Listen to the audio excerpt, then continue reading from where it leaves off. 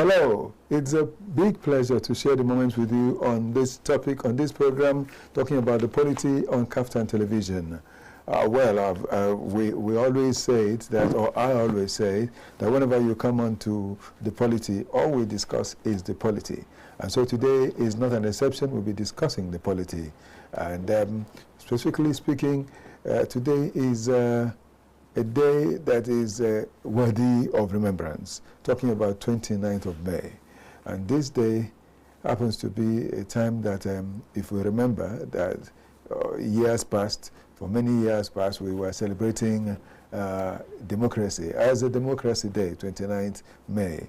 And so for 20-something years now, 27 or 26, 27 years of existence of having the democracy uninterrupted, 27 uninterrupted years of democracy. We want to find out, is Nigeria better for it? That's the question, and that's how we're going to talk about it today. And I'll be discussing on this program with two guests, very, very honored guests, honorable persons I have as my guests today. One of them is the one that is seated here right in the studio with me, and the other one will be joining us via Zoom. And so for the one that is here right with me, he is a media analyst, and he is Chukwunalo Eke. Chukwunalo, it's a pleasure to have you on the program. Thank you very much for having me. Right. And as I have him here, we'll be discussing, but we'll be linking up with other guests that is coming via Zoom. I'm talking about Comrade Dabo Ikiabo, war mate. Comrade Dabo Ikiabo, war mate. He is, of course, a public affairs analyst, a security analyst, and I don't know, at least as at last week, I still know as at last month, I still know he's still a strong member of PDP. But I wouldn't say, he has not told me that he has decamped from PDP, so he's still, to my best of my knowledge, a chieftain of PDP. Talking about Comrade Warmate, Comrade Dabo Ikiabo. So that's it. We'll get him on because he'll be talking with us via Zoom. So we'll start the program, and when it is so, we'll get him on to share in what we're discussing today. Okay, Chukwunalo here, by the way, and that's where we will go. So thank you for being there, and thank you for giving us this your time. I will believe we will discuss things. And of course, don't forget that it will get to a point, and it will get to a point so soon, not so far away, when we'll let the phone line be open so you can join us and discuss all that has to do with these 27 years of uninterrupted democracy. How far? So far, if you like. Welcome again. Chukwunalo. Yes, sir. If you look at it, look at these years, how time flies, really. Anyway. Yes, really, yeah. Now we are here from 1999. Yes. And we had the 10 years of getting to 2019, is it not? So 2019 will be made it 20 years. Yeah, 20 years, yes, because 2009 was the 10th year. Yeah. Yes. So 2019 made it 20 years, and we have moved on from 2019, having it 2020, 21, 22, 23, 24, 25, and 26, 2026. And so that is it for what we're saying. And looking at it the way it is, I don't know, the topic, how do you see it in the first place? We want to look at the fact that we have had uninterrupted democracy. Well, let me say congratulations to you and to all Nigerians that it has happened, that for this long we've not had any military interference. Yes. Yes, and so do you see it as something beautiful for us? Or, and not just that, but then now that it has happened, the way it has been, what is it like? Well, has it helped us? Is it helping us? Yeah, for some of us that was born during the military era, and because I was born, the year I was born, the military were still ruling. Yes. And we grew up in the military era, except for the few period of democracy that Shagari came on board, and it was interrupted again.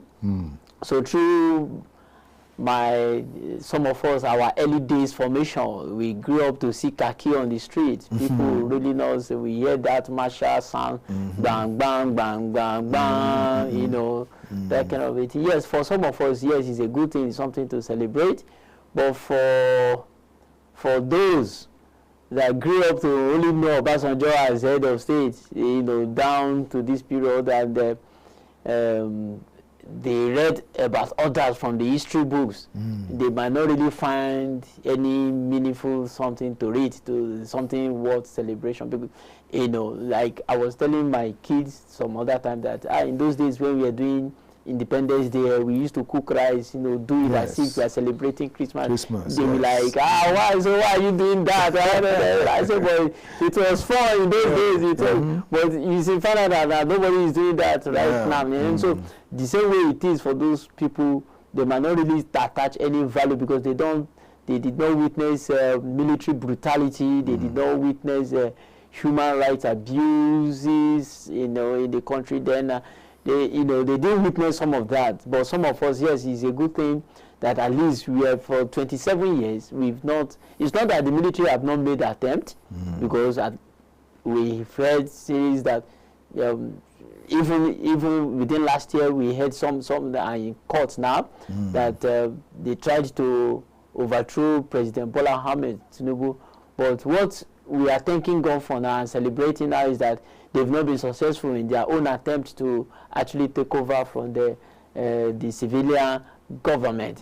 And another thing why we are celebrating is that human rights issues, you know, in the country. You know, like I think it was Chief Ganifawa that used to say, made it clear that and say the best military regime is worse than the worst democracy, yes. And that, and we can also see that even yes, we still have one or two problems, you know, here and there within our democracy or democratic process. Yet we still appreciate and thank God for that that opportunity for us to run for 27 straight years without any military intervention. I think it's worth it to celebrate as a nation. It is worth celebrating for us in Nigeria that democracy has gone on for this long without any interruption. That is, any successful interaction. Okay, some people tried, but it didn't work for them. It didn't work for them, yes. Yeah. And then we'll hope it will continue this way, you know, that we keep having it. But looking at this thing, democracy, is it not government of the people, for the people, and by the people? By the people. Or somewhat of by the people, for the government people. Of the people, by the people, for the people. For the people, anyhow you put it. But we don't know, I don't know how we're seeing it today. Is it still government of the people, number one? Then if it's still government of the people, is it still of the people? Is it still by the people? Because it's a government of the people, for the people, and by the people. Now, look, that is democracy, is it not? Yeah. But if it's government of the people, then it is the people that brought the government in. And that government is supposed to be for the people, that is serving the people. And then that government is supposed to be by the people. That means it is the people that are running the government. But the way we are seeing it today in Nigeria, though it is still called democracy, is it still government of the people, for the people, by the people? Yeah. Why I'm saying this is that it seems as though it has become government of the people, for the people, by a few. Well, okay, let me form in my own opinion. I will say that is government, democracy in Nigeria is still government of the people, by the people, for the people.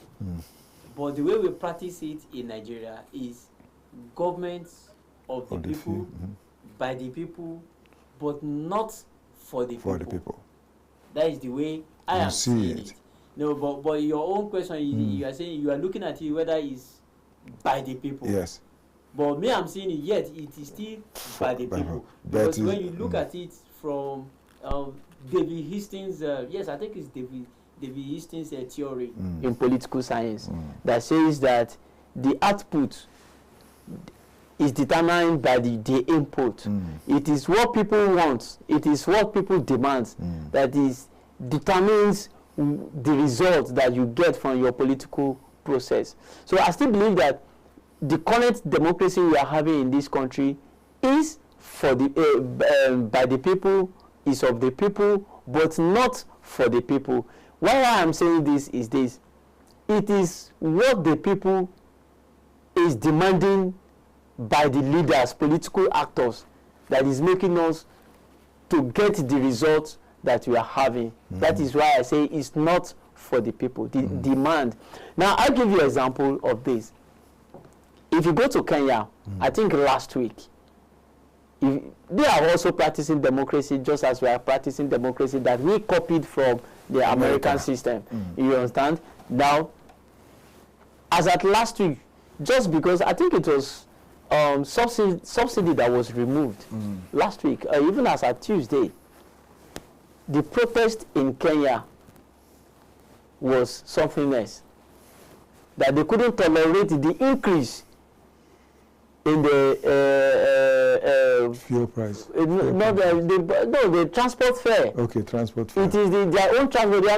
Because there was increase in the fuel price. Fuel price, that and led to that. So that increased the inflation on the every other thing. But because the people couldn't tolerate the increase on their own transport fare, they went on the street. On rampage. Protesting. Yes. No, so. But in our own case in Nigeria, such a thing happened and nothing happened. It means that we are still tolerating. Yes. So that is why I say it is by the people. It is because the people, they still take it that it is our government that is making them to do it. But when you look at the result, it is not for the people. The result that is by those people now leading us. Because democracy simply means, as far as I'm concerned, is that I'm surrendering my right to the leader.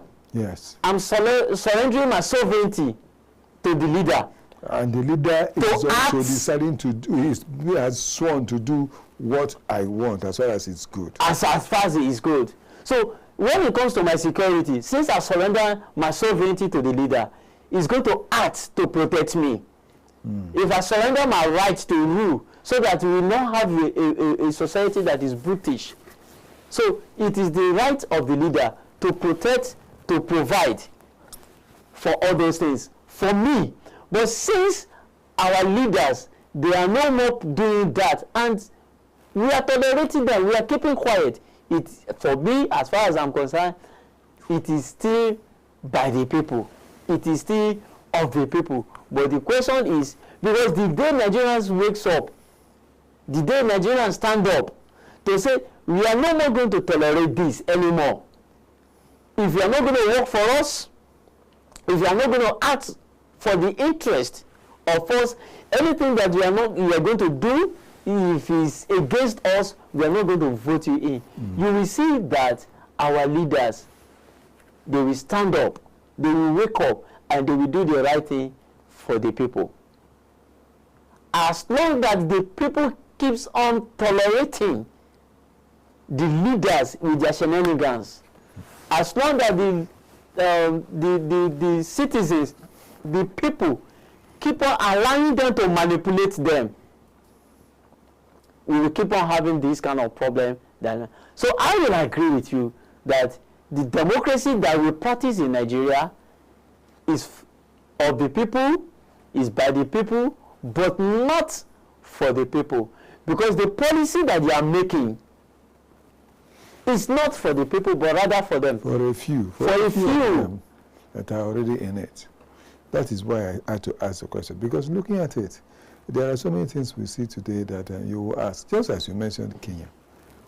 Yes, it's a country that the people remember some time ago. We've had something like that again in Morocco, where someone had to pour fuel on his body. On his body, yes. I think that was what caused Arab Spring to 2011. Yes. So you see, these people, they know what they want. And if you refuse to give them what they want, they will revolt. they would, I mean, come out to tell you that, no, you're not doing it. But here, and when that happens, nobody gets to say, no, you're not doing it right, because they come like a flood. Remember, too, that just recently, this same recent period, I think maybe it's also 2 years back or so, if not even early this year, I can't remember, last year, that in another country, I think that the government was not doing what they wanted, and the people went in to start fighting to make sure that the government was sacked. I think it was in Kenya. It was tax issue. Yes, just true. Like as the tax law, yes, the reform that happened here, yes. And nobody. It happened in Kenya. It was last year. Yes, it was last year. It happened in Kenya, and they came out. Their posts because of it. Yes, and don't forget, if you go to Nepal, I think it happened in Nepal where they brought out the first lady. Yes, I think yes, it's Nepal. They brought out the first lady. I'm not saying that we should approach the kind of that way. Yeah. But what I'm saying is that there is a way that we can protest. Nigerians can protest bad governance. Nigerians can protest bad school. You know, whereby you go to school and you can't get a good education. Quality education, no chairs, you don't have qualified teachers in government schools and all that. If people can come out to protest against that, and all of it, irrespective of the religion or the ethnic group or region the person who is the political actor is leading or is coming from, definitely you will see our leaders sitting up. But because we've all accepted that there is nothing we can do, because all of us have accepted that they are, like many people have said, that probably 2027 they will already know the winners. Yes. And the people are like a kind of projecting voters apathy. Voter apathy, definitely. In 2027, and again, that is how most of the political analysts are viewing this kind of a thing, because they've know who is going to win, no matter how you try, no matter how the people try to put a fight, even when they go to court. You understand? So that is the same way. But what people don't know is this: that when we have a situation whereby voter apathy, where people don't come out to vote, where people don't come out to exercise their right to choose their leader, that is where the political actors actually have the opportunity to do whatever they want to do. They have in mind. So that is why I said, following the history theory of this thing, it is your demand that will determine your results. What the populace is asking for will determine what the political actors is going to give. If the people, if it comes 2027, don't let me even talk about 2027. In Abuja, we had the FCT election. Yes. In Abuja, you see, in a particular one where one of the reporters went there, and we saw just like about 2 or 3 people coming out to vote during that, in a particular polling unit. You understand? And let's assume that they have like 200 registered voters on that list, and only 3 people came. So you can imagine what politicians will do. That was what the minister of the FCT said when he went to one of the polling units where there were only 3 people that came out. And he said, how many people? I think he said that the number of people that were supposed to be on that list were about 300 or 370. But only 3 people came. And he said, so what is going to happen about this other number? You know, it was funny because definitely they will fill up the number. Yeah, of course. Because you give them the opportunity to do that. Yes. They will fill it up. But if you had come out to say, no, we're voting. If you have 95%, or that it will be difficult, they will not be able to calculate. Exactly. It's just like the area where I live. I was just coming out in the afternoon and I saw, well, it had gone towards the evening. That was the other election, not this one. And I think it was when this one. Then people were just discussing. A man and another man, 2 men, came on a bike and saw the people there, said, please, can you come to this center, this unit, come and vote. That nobody is there. Come and they said, come and vote. That is not, it doesn't matter, just come and vote, so that we'll fill up the thing. and decide what will happen with it. Yes. At least so that they have somebody that they can picture or photograph that somebody came to the place to thumbprint and all that. I said, you see our country. Yeah. So these are the things so that is why we keep on having the kind of result that we are having. We were close to that revolution in 2020 when we had that NSAS protest, which really brought everything together. Yes, but at the end of the day, this is what I noticed again during that. It was ethnicized, it was politicized, because they started taking it that certain ethnic group wanted to burn down Lagos and this thing. Whereas the original, which was very wrong. It wasn't the truth. It wasn't the truth, and I also saw where politicians actually went to a higher talk and to counter the act. Even here in Abuja, you know, because we saw that of Abuja. We saw that of Abuja, and we listened to boys and boys to go chase the others. You know, so it was politicized. So these are the issues that we are having as Nigeria that is now looking like our democracy is not actually. I remember Arab Spring. I think that person that poured that fire on himself was in Egypt. I think the whole thing started in Egypt, and the whole thing, the wildfires now started moving Morocco and all that. Tunisia. Yes, either Tunisia. It was Tunisia man. Then it moved to Egypt. I think Egypt. Then that Morsi or whatever was removed as the president of Egypt then, and all that. And so you can see how the whole thing just caught that fire. Today, last week, I think it was in France. Yes, it was in France when I think government tried to do something about fertilizer removal, and the whole farmers in Paris, they took their tractors to in front of a particular Total Energy and used their truck to block the entrance of the refinery in Paris. It's a form of protest. It is. You know, and we can see that these people are now seeing ways to protest. If in Abuja we protest that, in Abuja, in my area, for like close to 2 to 3 weeks, there was no light, and there was no reason given for why there was no light, and kind of thing, and nobody called, nobody did anything, nobody come out to protest. Just yesterday, I was watching in the news, or in the newsroom, when I saw the news in Ireland, where people are actually complaining about the heat wave in Ireland. And I was just laughing. I was like, these people, they want to protest or do something with heat wave at 37 degrees centigrade. Where in Nigeria, we are having 40 degrees centigrade. So it's of temperature. And these people, they are not feeling comfortable in having 37 degrees centigrade. Because they are comfortable with what is going on there. Of course. We'll see go on, but I just want to say that Comrade Dabo Ikiabo Walmet is around.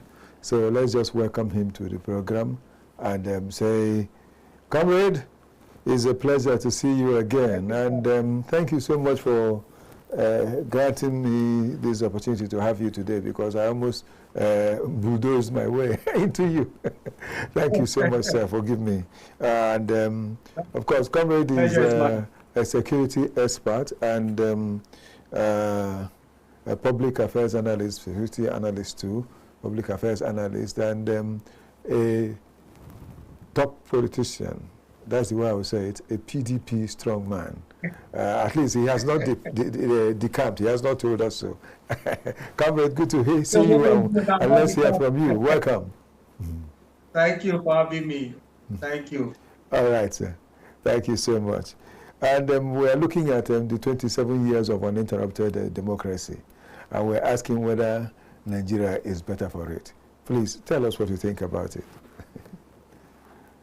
Well, I will want to say that I align with a statesman in the world, Winston Churchill, that said, democracy is the best form of government as against the form of government we have seen so far on earth. So for we to have uninterrupted democracy for the past 29 years is something 27.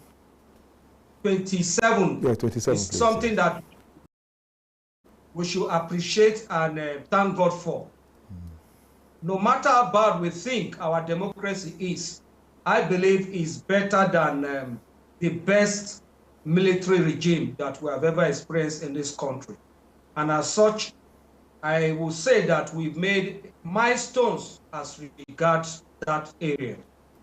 Now, looking at other aspects, definitely not just myself, many Nigerians have reservation as to, the milestones we have moved regarding development, etc. Yes, there are some parts we have done well, and there are some parts as a nation we have failed, most especially in leadership. And the democracy we have today has made us to understand that we have a lot of leaders that lacks the capacity to lead this country, but came into power just for the sake of want to be in power.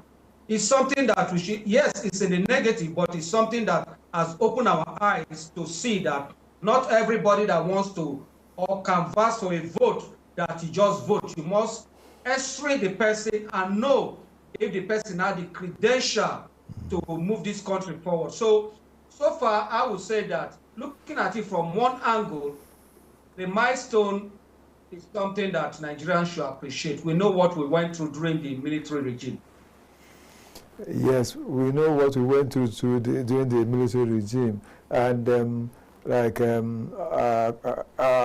co-discussant on this program today has mentioned that, remember, that is Chukwunalo here. He said that years back, as young people, we used to celebrate, this democracy.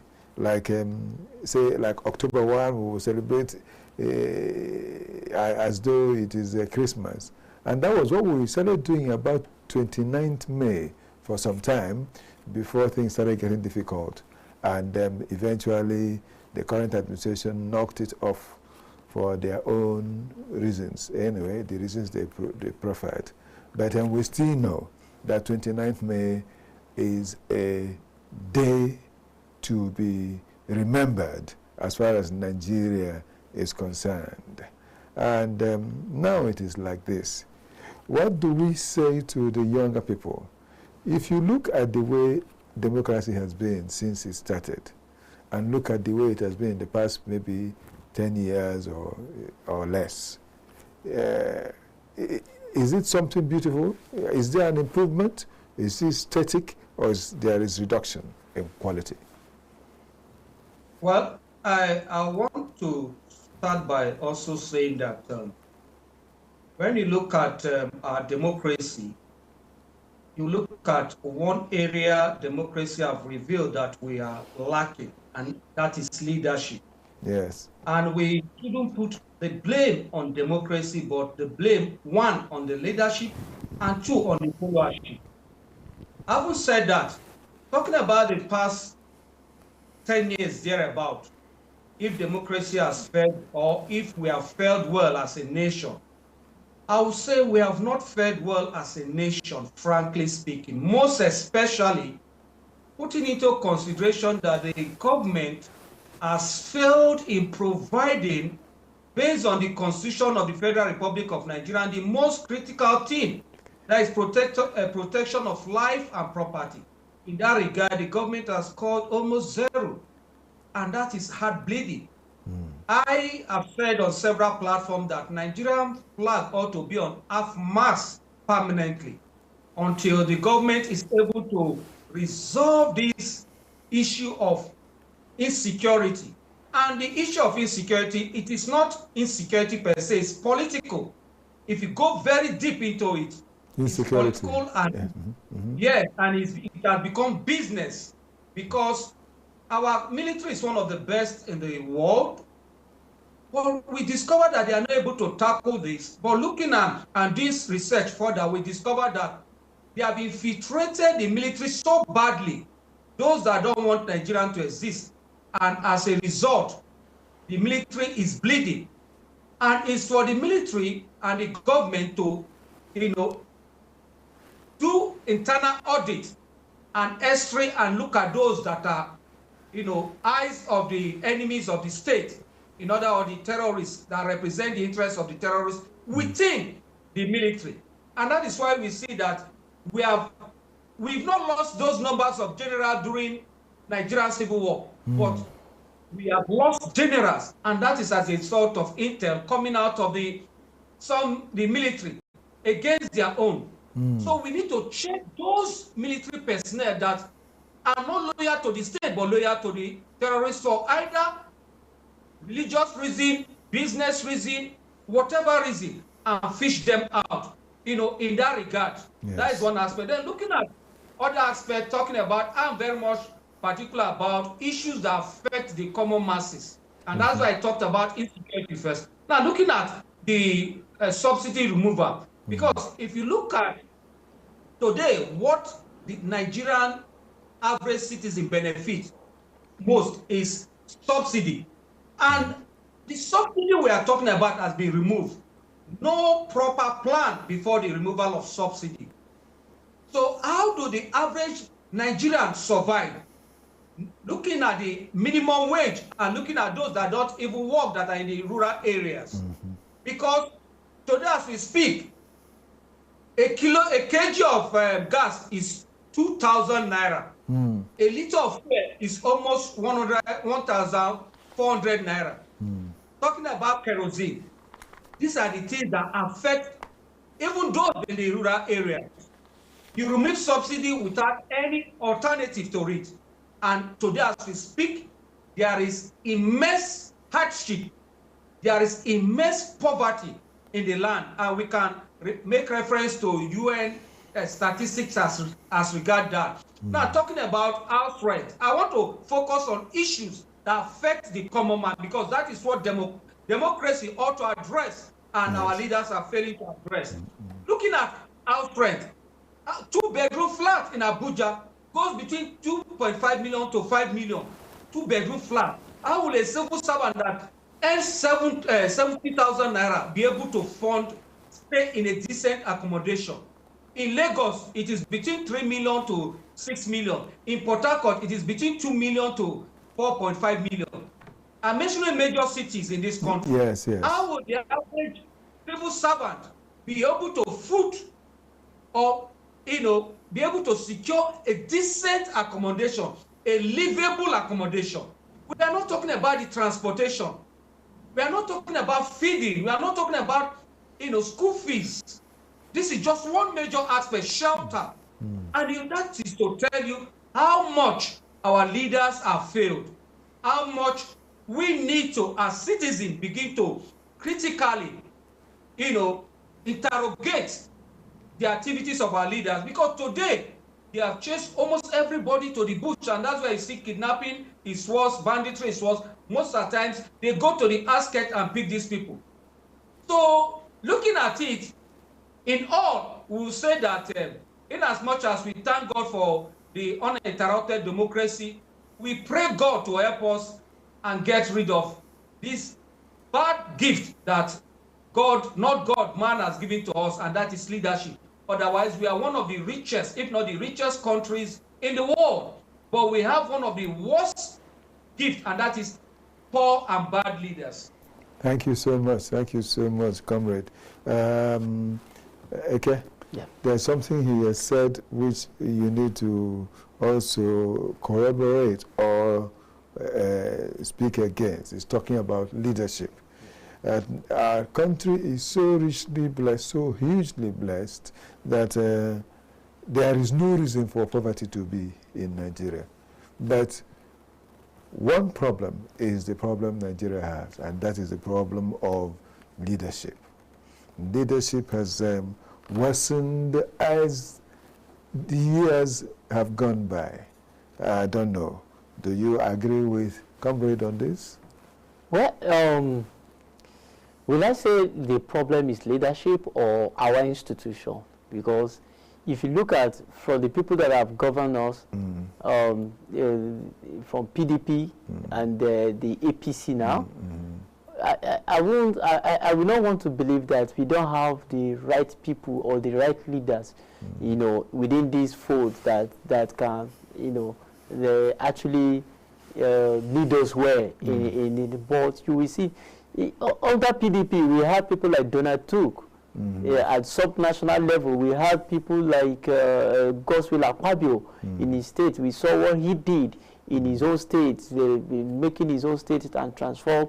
And we saw, prior to Akpabio's time, you hear Ekaite everywhere doing one menial job in Lagos, in Abuja. And when Akpabio came, he says, no, this is not the kind of things we want our people to be known for. And he asked these people, if you are in Lagos, if you are in Abuja, and you don't have anything to do, come back to Akwa Ibom. And don't just go on, even if you have something to do. Let it not be that you are a house help. A house help, you know, you come back and study and do something better. So what will you call that? Is it not leadership? It's good leadership. It's leadership, but at national level, I think that is where we are now looking at the whole thing now. Because with whether even at the APC, the other side, they are coming from AD, moving to ACN, to APC now and whatever. You can also see that in Lagos State transforming, you know, that anytime we do, though I don't actually say that it is the people in APC that actually develop Lagos, because Lagos is designed to be successful. Yes, because Lagos was a colony by the colonial people then, and it kind of a thing. But for me, my own opinion is about the institution, because even when you have the good leader that comes in, you know, to say like, I want to transform this country, but the institution will not allow you to actually do what you want to do. I'll give you one example again. Yes, Bukola Saraki was a PDP stock that moved to APC, and he became the Senate president. We saw the quality of leadership that he provided in the Senate. You know, we saw some laws that was brought in during I think it was the 9th Senate, when he was the Senate president, and we saw how there was debate in the system, but this institution, yes, it was the 9th, then Lawal was 10th, and this is the 11th. Okay. You know, and the institution made sure that because of weak institution, people were not, you know, make sure that Senator Bukola Saraki did not come back again into the system. You understand? So for me, as far as I'm concerned, it's not all about leadership. Yes, we might argue that who is going to change the institution is still the leader and all those two. But sometimes when we've had a minister in this, no, not in this dispensation, in this republic, or I think under PDP, when Yaradua, I think it was Yara, Adenike Grings, former Minister of Health, or thereabout, you know, Professor Adenike Gray, when she did not want corruption in his, and that same corruption caught up with her, and that I think it was ICPC or EFCC that took her to court. And so it's still the institution and the system that is making some of our, and that's where you see some good people, some good leaders that actually that can change this nation are even afraid, because the system that's supposed to fight some of this impunity will even fight you back. You understand? So, on one hand, I will say, yes, leadership. On the other hand, I will still say, no, it's leader. But if you ask me to scale it, I will say majority of our problem falls back to 70% institution and system, while 30% leadership problem. That is what we are. Because if you look at, look at the problem in PDP now today. Look at the problem in SDP today. Look at the problem in every political plan. What do you think? Is it a leadership problem? No, it's about the system, institutions, that is now making it look like PDP fight each other. Let SDP fight each other, so that there will be no strong opposition to fight the APC. But I think we have the system that makes it that, no, if I'm PDP, I'm in PDP. Nothing changes my mind to move to APC. Nothing changes my mind to go to LDC. I am in PDP, and we will fight this together. This is our idea. This is what we believe in. You will see that people will remain in their PDP, no matter their differences. It's not everybody in America that loves Trump, and they remain in their political party. And when it comes to election, all of them will agree and they still have the same idea of how they want their country to be. Okay, that's talking about ideologies too, because I must tell you that in Nigeria there are no ideologies.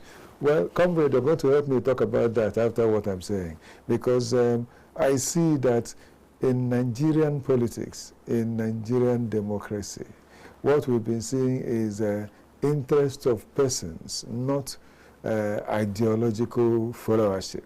There is almost nothing like that.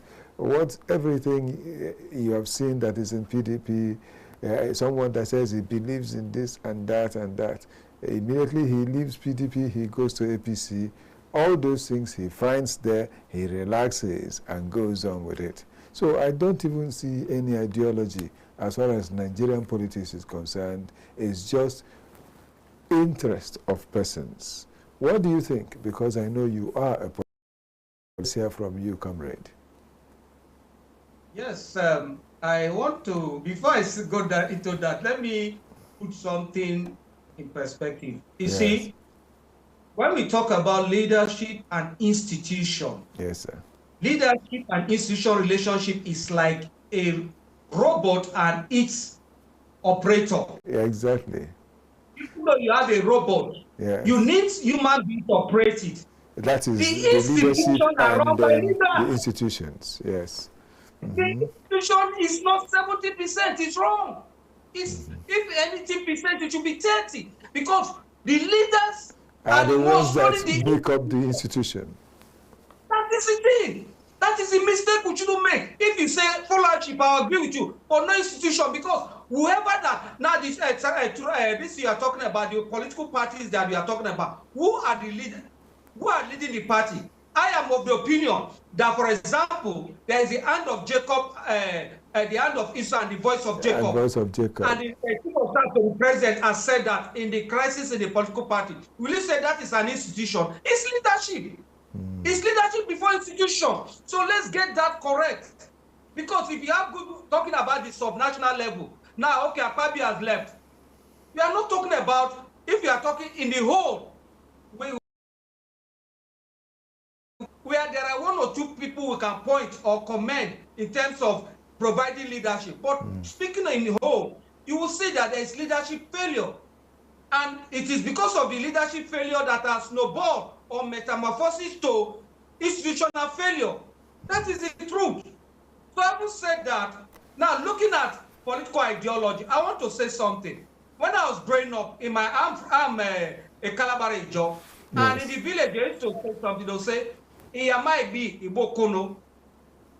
that what the translation is, that let my community be good and let that good rub on me. Okay. Let that goodness rub on me. But right now, what we see is, let me be good and let my goodness rub on my community. The other way around. That is the greed in Nigerian politics today, and that is that has led to lack of philosophy. Instead of let Nigeria be good, let it rub on me. It will not be let me and let my goodness rub on no way you're able to go around. But Nigerian good can go around. And that is why our leaders have failed to work based on ideology. There is no ideology. I agree with you when you make that statement that as we speak today, the ideology we have is not the ideology we know in political theories and philosophy. The ideology we know today is stomach infrastructure and interest and preservation. How will this ideology protect my personal interests? How will this ideology protect my pocket? How will this ideology make me to remain in office perpetually? That is what the kind of politicians we have today, which is most unfortunate, which is making this country to retrogress instead of progress. So that issue is a big issue. Our political culture has changed, and we need to reorientate our people and return back to the original political culture that we know and philosophy. That when you are in this place, I can tell you, a multi-millionaire from my state called me. I was like, are you still in PDP? I say, yes, sir. He said, I can see you are following your dad's footsteps. When people believe something, you believe something. that you people don't change. That is the philosophy I grew up with. That when you are here, you are here. The day you are living here, people know that you are no longer here.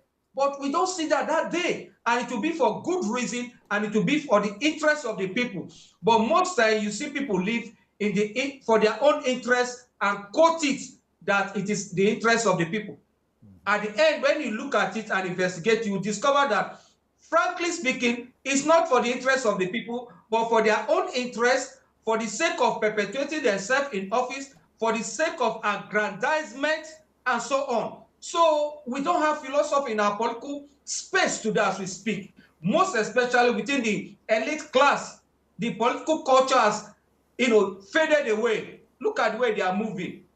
You will see even someone that don't have good reason, cogent reason to decamp. For example, a second-term governor. What are you decamping for? To a political party. If you are popular, the people will vote you. Yes. I use this as an instance. In Rivers State, when federal might was used against the president of city minister Wike, we all said no. Yes. You cannot dictate who will be our governor. We stood, women got naked. We saw the military were, even the military men were scared at the point that how will civilians challenge them this way? That is when you are doing what you are supposed to do. But when they are not doing what you are supposed to do, that is when you want to decamp to the party of the president, so they will be able to, rig you back to power. Comrade, that is just it. Comrade, I want to point out something. Even from this one you mentioned about fighting against federal might, I wonder why your people relaxed and they couldn't fight again when federal might came against the current governor. I wonder. You can go on. Okay. No, you see, they are political gladiators. You must, one, your performance is there. Number two, you must know how to galvanize the people to protect the interests of the state. But when you are not able to do that, then you have failed. You need to conscientize the people. The former governor is very good at that.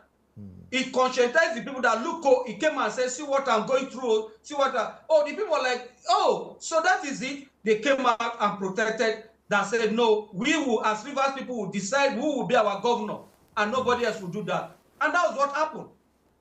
Okay, that's the difference, because the current one didn't say anything. He kept keeping quiet and said, don't worry, and all that.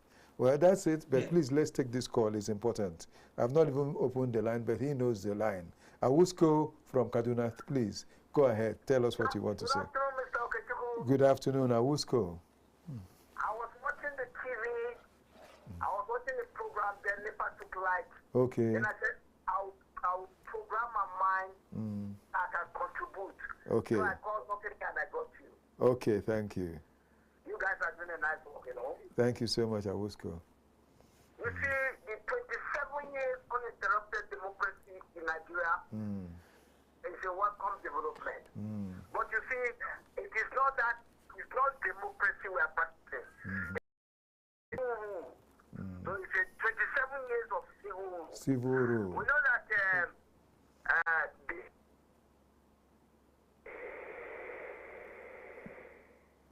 but you see, this democracy has not yielded the dividends for the ordinary masses of Nigeria.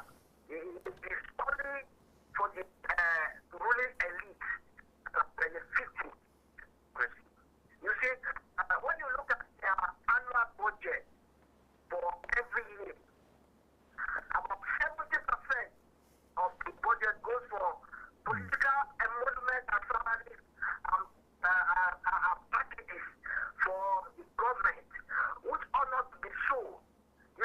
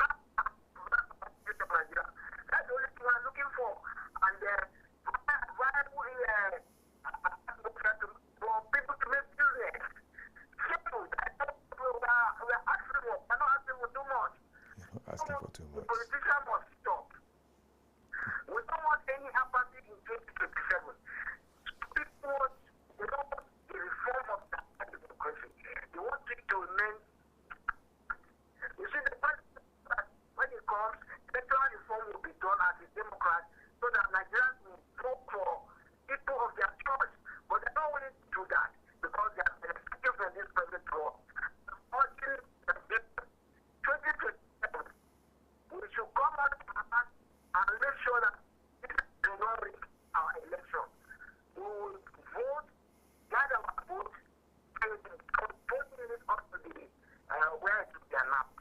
I thank you so much for the opportunity. God bless you. Thank you so much, Awusko from Kaduna. Thanks a lot for calling in, and you've made a very, very meaningful contribution as far as we know on the program. Well, you have heard what Awusko said, and please, I want to ask more people to make your calls so that we'll go on, and we'll take a break now, and by the time we return, the phone number will be placed here. It wasn't placed here, but Awusko knows the number. That's why he called. But the phone number will be placed by the time we return from this short break. I will continue. Of course, Comrade Wamate is still there. He will still be with us when we return from the break. And Ekechukwu Nalo is also here to continue with us. Let's just take this break.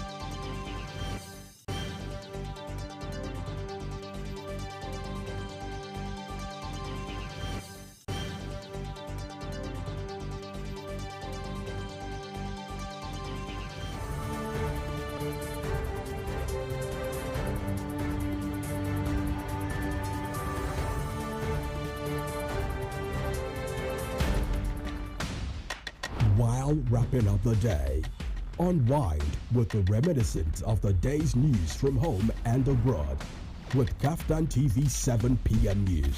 Good to have you join us on KAFTAN News at 7. Nigerians are living in 5% are young people. We propose the Harmony Symphony. It's good to have you join us on KAFTAN TV News at 7. We found that the 10 naira not actually sufficient. National, foreign news headlines. Get balanced, accurate facts on the latest news in business, politics, entertainment, sports, and more. Live from our studios. Many thanks for watching. And join us again at 9 KAFTAN TV News.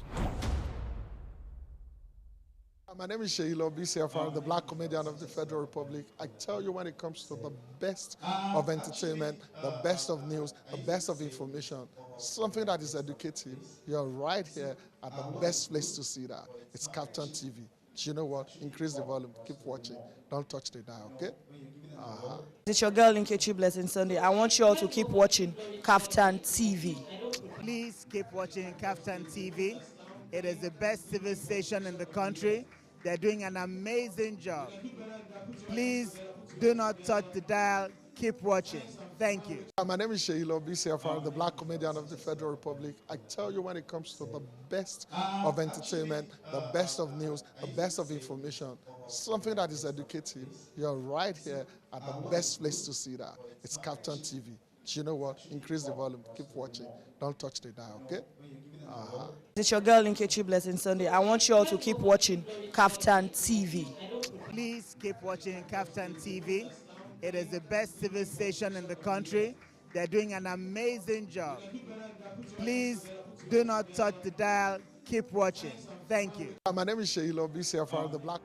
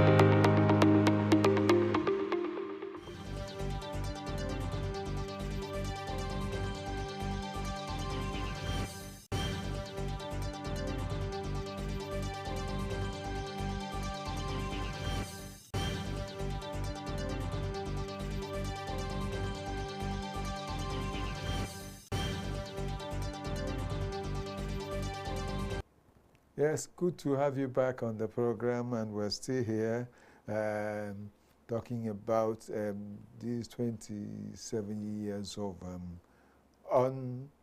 uninterrupted democracy. Though Awusko has helped us to say, we prefer not even to say democracy, but uninterrupted civil rule in Nigeria. That's okay, and it's all part of learning. So what we're saying is that we want to find out whether it's accept Nigeria in any shape or form. What if it has not? What is or what are the problem or problems that have come as a result, or have come as for the result of this? And that's why we're talking. And I have two guests that are on the program with me. First of all, the one seated here with me, Eke Chukwunalo, who is a media analyst, and here, very, very strong voice, I must say. And then I also have another strong voice, Comrade Daboy Kiabo Warmate, who is also, apart from being a public affairs analyst, he is also a security expert and analyst, as well as a politician. And it's good to have him on the program today. I want to say thank you, gentlemen, as we talk. Welcome. Comrade, I know you have heard some of the things he said, and comparing it with the one you have. What is, because we are getting towards the tail end of this meeting, we have just about 15 minutes to end. I want to say, what can we prefer as solution to Nigeria as far as all this is concerned? You see, what we can prefer to Nigerians to resolve this issue, be it leadership, be it institutional, is for we to enlighten, just like what you are doing on your station, Nigerians. You see, if you look at European history, as a student of history, one key thing changed history. And what was it? Enlightenment. Thomas Paine and the rest of them, all they did was to enlighten their people, the citizens of their country. And that was what led to the revolution.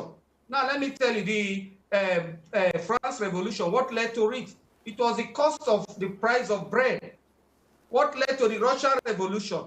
It was the expenditure on the Tsar's son that led to one of the major reasons that led to this thing. All that are enlightenment. We should enlighten Nigerians so they'll stand up for their right. Because if they stand up for their right, the leadership will not be able to rig elections, and the institution, having the fear of the people, will not go against the will of the people when doing things. Instead of doing it according to law, they'll do it according to the whims and caprices of the leaders, you know, the way we have seen it in the country. Yes, I understand that. We'll still continue with him by the time he returns. And I want to ask Eke to also think of the things we can proffer as solution. Yes, I totally agree with him when it comes to the issue of enlightening the citizens about democracy, because many people in the country, yes, we might be educated, we might have access every 4 year, time we come together to vote people, but we might not really know the tenet of democracies. What, and people don't, some people say they don't concern themselves with INEC's timetables and guidelines. Yes, that is the word I was looking for, guidelines of the election. People don't get themselves acquitted. Their own is to just come out on that very day and vote. But we need to enlighten our people. We need to enlighten the citizens, just like what we are doing in the studio right now is also part of enlightenment. But we still need to go, the civil society needs to go to the grassroots. Because I usually say is that whenever they want to rig election, they don't rig election in the city. They don't rig election in FCT in Lagos. Where the rig election actually happens in the rural areas. That is where they rig elections. You know, so we need to enlighten the citizens in the rural areas. We need to tell them what it takes to have democracy. It's not all about you. Democracy is not somebody coming to give you 2,000 naira 2 weeks before. In my place, we call it a goji. Yes. Cola money. Cola money where people come and give you, then you collect that cola money, and you think that the person have done well. When you're supposed to have a good road, when you're supposed to have a primary health center, when you're supposed to have good schools, when you have government supposed to make the environment enabling for you to have good job. But when we don't have that, something just happened recently in around my region, in my community. Let me use the word in my community. Yes. When the deputy governor of that state came and said, this is the first time that my people are saying tar road. Is that not insulting? Saying that this is the first time my people are saying, and it was just a way like trying to praise the governor that he was able to provide maybe tar road, maybe 14-kilometer, 5-kilometer road. I said this is. That was the word, because I watched the video. For the first time, our people, because the deputy governor is also from our own region of the state, and so a young man just came up and criticized the deputy governor, and talked, why will he say that kind of a thing? That our people has been in darkness for the past 15 years. There was no light. There is no light in that area, in that region. So if there is no light, there will be no industry, and people will not get job and all this. And also criticize the city boy movement.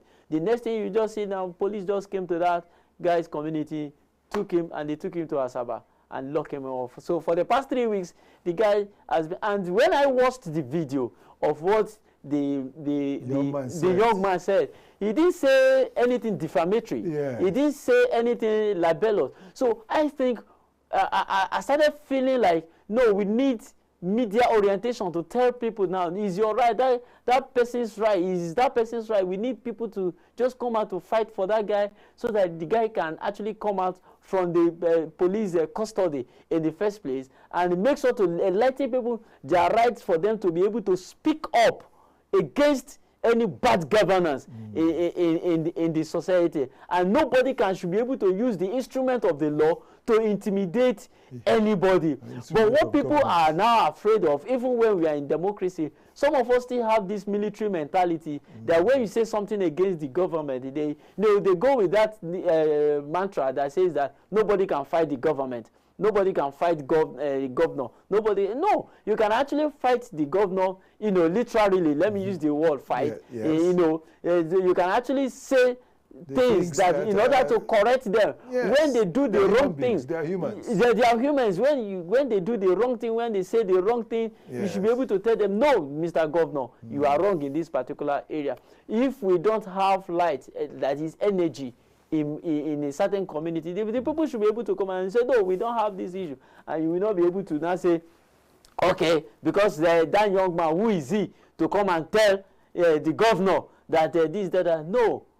So I actually agree with him by saying that we need to enlighten our people, both in the city and in the rural area. And also inform, when we are enlightening these people, we should also tell them when they might cross their boundary, by saying some words that might look inflammatory, that might go libelous, that might be defamatory, so that they will know how to put in their words. You can't just come out to say somebody is a thief when the court has not said the person is a thief. Like Showore is going with the government, but then Showore is a lawyer. So at least he knows what to say. He knows how to you understand. He knows how to go. If you have the weight of Showere, that you can go that way. But if you know you don't have the weight of Showere, don't go that way. You will say whatever you want to say within the ambit of the law, and the government will understand what you are saying. Okay, comrade. Yes, you see, I want to say that that is one of the things we are talking about, that one of the worst things that the Jonah we suffer in the Jonathan administration that sold is that law that was signed by Jonathan. This law that had to do with defamation. Okay, that is signed. defamation of character. Okay. Yes. No, that is what all police rely on to gag and the big men. Because see, my brother, there is nothing wrong here. If you don't want to be criticized, stay in your house. If in your house, your children will criticize you.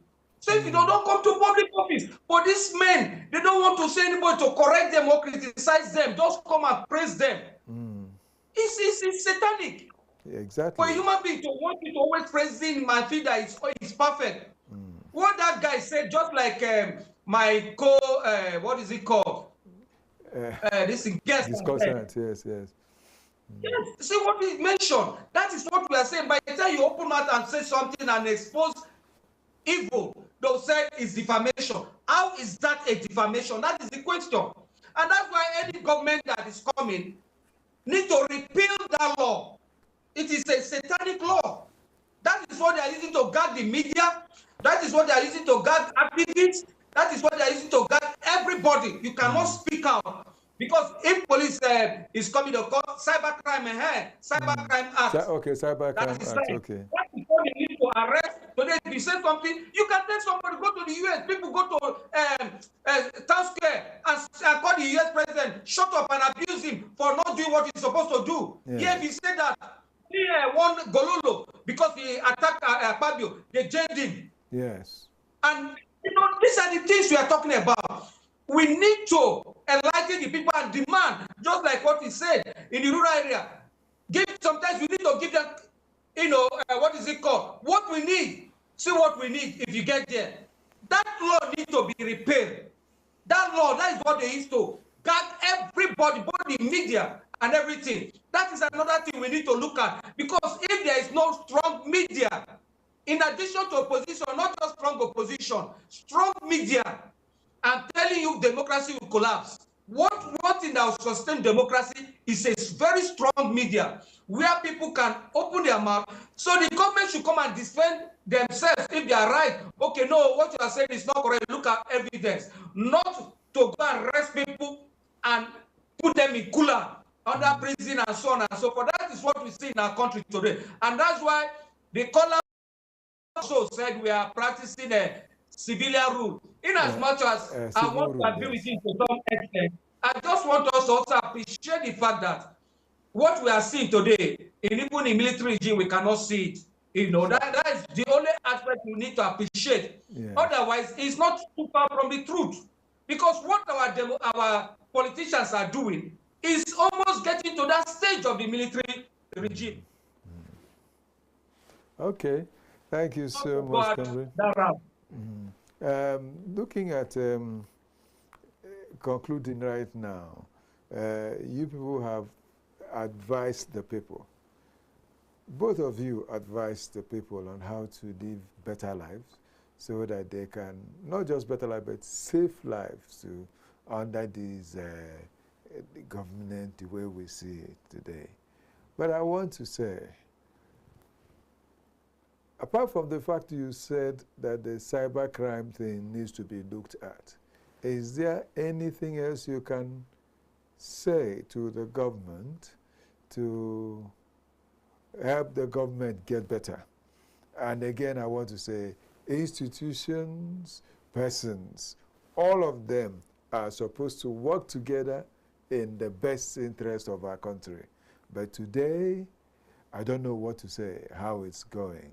And the election that will soon happen, voter apathy is still imminently a problem in this country. Because I'm seeing it, that the last one, it was something else. And this one, I don't know.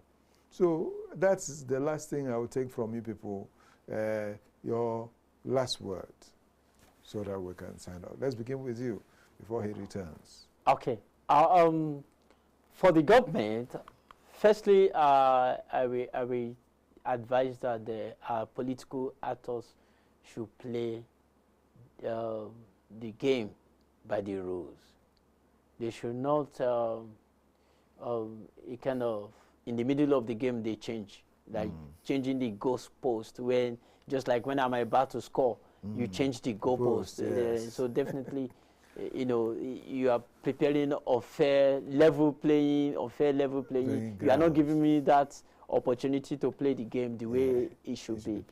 You know, 2023 guidelines is different from 2027 election guidelines, and that will not be able to, if they go through rigorous process in the court of law, why this Peter Obi was not declared the winner of 2023 election. You know, whatever the court says becomes a law. Yes. And because the guidelines in 2023 is different from the guidelines in 2027, you will see that it's not going to balance. You understand? You will see there will be confusion. You know, so I believe our politicians, they are deliberately doing this to get themselves perpetuated in themselves in the office. Yes. So my advice for them is that let them play the game by the rules. Don't change the goalpost. Let us know, if you know that this is how it is done, let it be that, not to your own advantage, so that you perpetuate yourself in the office. That is what I have for them. Thank you so much. I would say that though we've already heard from Comrade Warmate, Daboikiabo rather, and quite a pity that we will not be able to conclude with him right now because of network problem. But then we want to thank him immensely for being part of this program to this point that we are ending. We want to say, well, the people in government, please do the best you can to ensure that the right things are done everywhere. That's the truth. Make it easy for people to contest. Make it easy for the results to be brought out the way it is, so that it will become a problem from whoever that tries to doctor the results of elections. If there is strong punishment for such people and you do it sincerely, then it will help others who will want to try tomorrow. They will not get involved. That's my own word. I want to say, let equity, justice, fair play be what will be practiced in Nigeria's politics. Well, this is how we'll be concluding. Let me thank you again, media analyst and a dedicated fellow as far as these discussions are concerned, for being here again today. I want to thank you, Eke Chukwunalo. Thank you so much for having me. Right, and please come again next time I come for you. And let me also say thanks to Comrade Daboikiabo Warmate, Daboikiabo Z Warmate. In fact, another day I'll ask him to tell us what the Z or Z, the Americans say, as the Americans will say, what it means. And he is a security and public affairs analyst and a politician, a PDP of the PDP stock. We want to thank him for being here and sharing the moments with us. Thanks again to Divine Dabrela. Thanks again to Oluwaseun Adejuwon and to Victor Adeyeye, Victor Chizea, and all the other fellows we have worked with, including Sam Omaji. This is Okechukwu Onabogo. And what have I got to say? May the very best happen to us all the time. Bye for now.